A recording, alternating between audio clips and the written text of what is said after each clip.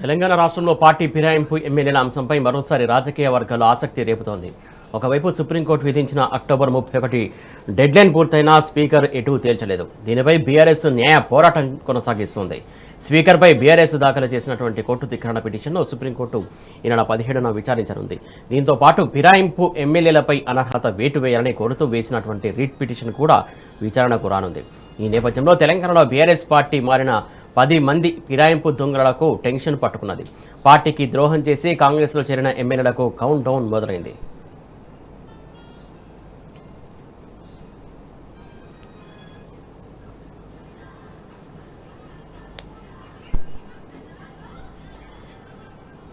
ఒకవైపు తెలంగాణలో ఫిరాయింపు ఎమ్మెల్యేలకు ఉచ్చు బిగుస్తున్న వేళ ఇటీవలే పశ్చిమ బెంగాల్ రాష్ట్రంలో ఆసక్తికర పరిణామం చోటు చేసుకుంది.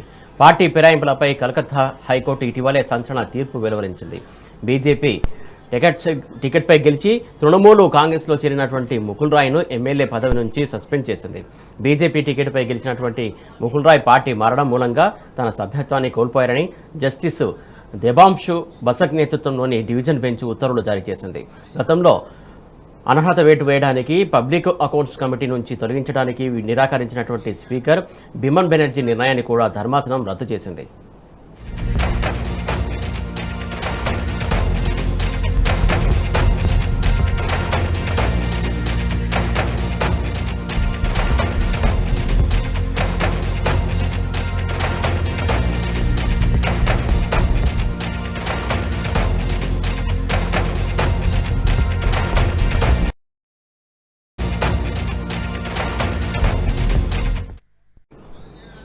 కోల్కతా హైకోర్టు సంచలన తీర్పు నేపథ్యంలో ఇప్పుడు తెలంగాణలో ఫిరాయింపు ఎమ్మెల్యేలకు టెన్షన్ పట్టుకున్నది. అచ్చం పశ్చిమ బెంగాల్లో ముకుల్ రాయ్ ఎపిసోడ్ తెలంగాణలో ఫిరాయింపు ఎమ్మెల్యేల తరహాలోనే ఉంది. అక్కడ కూడా హైకోర్టు ఆదేశాలను స్పీకర్ పాటించలేదు. ఇక్కడ కూడా అక్టోబర్ 31లోగా ఫిరాయింపు ఎమ్మెల్యేల అంశాన్ని తేల్చాలని స్పీకర్కు సుప్రీంకోర్టు డెడ్లైన్ విధించింది. కానీ స్పీకర్ మాత్రం పార్టీ మారిన ఎమ్మెల్యేలపై అనర్హత విధించే అంశంపై ఉద్దేశపూర్వకంగానే తాత్సారం చేస్తున్నారని బీఆర్ఎస్ మరోసారి న్యాయ పోరాటానికి దిగింది. గత జూలై 31న సీజేఐ ధర్మాసనం ఇచ్చినటువంటి ఆదేశాలను స్పీకర్ కార్యాలయం అమలు చేయలేదు. స్పీకర్పై కోర్టు ధిక్కార చర్యలు తీసుకోవాలని కోరుతూ బీఆర్ఎస్ నేతలు సుప్రీంకోర్టును ఆశ్రయించారు. స్పీకర్ కోర్టు ఆదేశాలు అమలు చేయనందుకు ఫిరాయింపు ఎమ్మెల్యేలను సుప్రీంకోర్టే అనర్హులుగా ప్రకటించాలని కోరుతూ రిట్ పిటిషన్ దాఖలు చేశారు.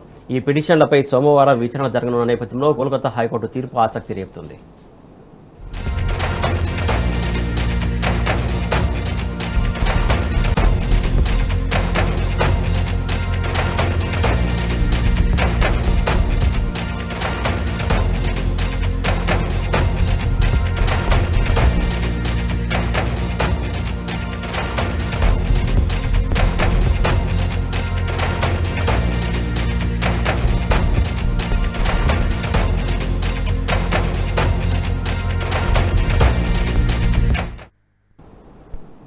సుప్రీంకోర్టులో బీఆర్ఎస్ న్యాయ పోరాటంతో స్పీకర్ కార్యాలయంలో ఫిరాయింపు ఎమ్మెల్యేల విచారణ వేగవంతమైంది.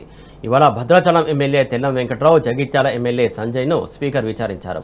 తెల్లం వెంకట్రావుపై కుత్బుల్లాపూర్ ఎమ్మెల్యే వివేకానంద గౌడ్, సంజయ్పై సూర్యాపేట ఎమ్మెల్యే జగదీష్ రెడ్డి స్పీకర్కు ఫిర్యాదు చేశారు. ఫిరాయింపు ఆరోపణలు ఎదుర్కొంటున్నటువంటి ఎమ్మెల్యేలను స్పీకరు సమక్షంలో పిటిషనర్ల తరపు న్యాయవాదులు క్రాస్ ఎగ్జామినేషన్ చేశారు.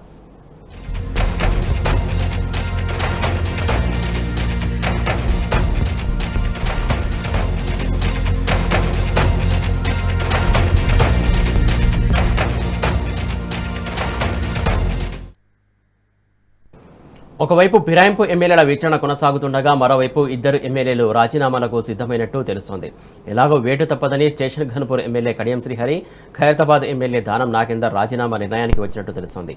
స్పీకర్ లేదా న్యాయస్థానం తమపై వేటు వేయడానికి ముందే సభ్యత్వాలకు రాజీనామా చేస్తామని కాంగ్రెస్ పార్టీ అధిష్టానానికి కూడా చెప్పినట్టు సమాచారం.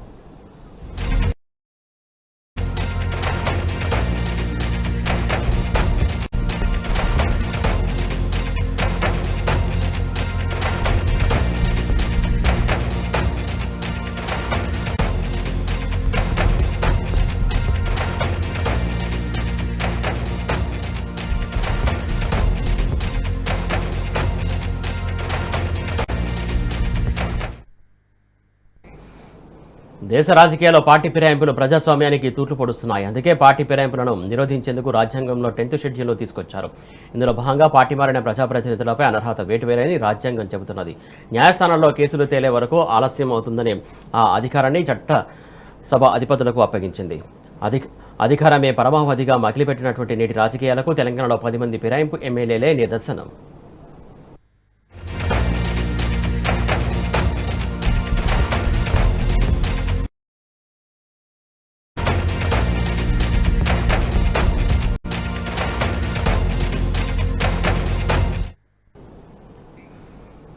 బీఆర్ఎస్ పార్టీ గుర్తుపై గెలిచారు. అధికారం మారగానే ప్లేటు ఫిరాయించారు. రాష్ట్రంలో గత అసెంబ్లీ ఎన్నికల తర్వాత 10 మంది ఎమ్మెల్యేలు బీఆర్ఎస్ను వీడి కాంగ్రెస్ కండువా కప్పుకున్నారు.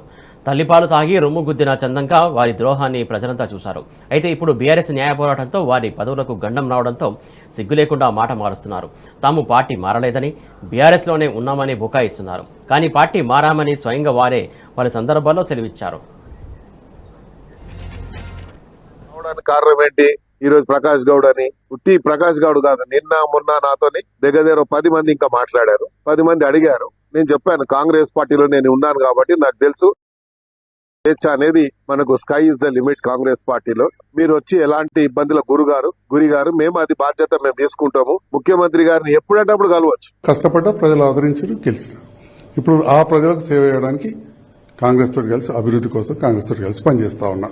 ఈ ప్రభుత్వంతో నియోజకవర్గ అభివృద్ధిని దృష్టిలో పెట్టుకుని నియోజకవర్గ ప్రజల కోరిక మేరకే ఈ రోజు పార్టీలో చేరడం జరిగింది. నా తోటి వచ్చిన మిత్రులకు ఇంకా రాబోయే వాళ్ళకి అందరికీ నేను ప్రత్యేకంగా ధన్యవాదాలు తెలియజేస్తూ నేను మళ్ళీ బీఆర్ఎస్ పార్టీలోకి వెళ్తున్నానన్నమాట అబద్దం. ఎందుకంటే ఒక్కసారి నేను డెసిషన్ చేసి భద్రాచలం అభివృద్ధి కొరకు కాంగ్రెస్ పార్టీ అయితే అభివృద్ధి చెందుద్దని ఏదైతే నా గురువు గారు పొంగులేటి శ్రీనివాస్ రెడ్డి గారి ద్వారా నేను కాంగ్రెస్ పార్టీలో జాయిన్ అయ్యాను.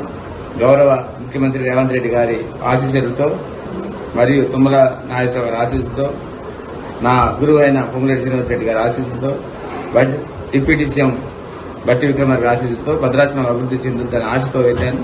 అదే ఆశతో ఉన్నాను తప్ప మనం ప్లాన్ చేసుకుని ముందుకెళ్దామని చెప్పి కూడా వారు చెప్పడం జరిగింది.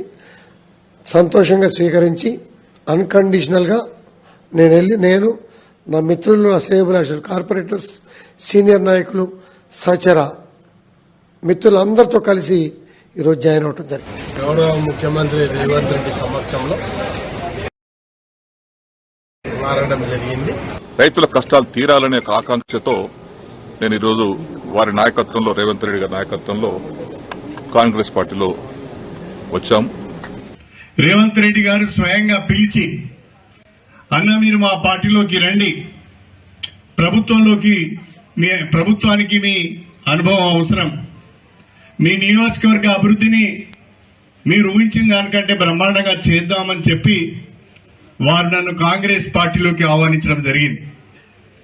ఈ నియోజకవర్గం యొక్క అభివృద్ధిని దృష్టిలో పెట్టుకొని ప్రభుత్వం అండ ఉంటేనే, ప్రభుత్వ సహకారం ఉంటేనే అభివృద్ధి చేయగలుగుతామని ఆలోచించి నేను కాంగ్రెస్ పార్టీలోకి వచ్చి సంవత్సరం కావస్తుంది.